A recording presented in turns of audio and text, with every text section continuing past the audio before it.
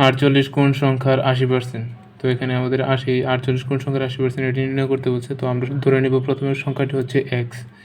X এর 80% হচ্ছে সমান 48। এখন আমরা ক্যালকুলেশন করব, খুব সহজেই এই অঙ্কটি হয়ে যাবে। তো এক্স এর 80% মানে আমরা জানি এটাই ভাবে লিখতে হয় 80/100, এটা আমরা সবাই জানি 48 ইকুয়াল এক্স সমান আর গুণ করি, আর গুণ করলে 100 ইন্টু কত 48, তারপর হচ্ছে নিচে হচ্ছে কত 80। তো আমরা যদি এটা কাটাকাটি করি তাহলে আমরা এইভাবে লিখতে পারি 20, 4 20 কত 80, আর হচ্ছে 5 20 100। 4 দ্বারা যদি আমরা কাটি তাহলে হচ্ছে একবার যায়, আর হচ্ছে 4 দুগুণে 8, 4 বরং 48, 5 বরং কত 60।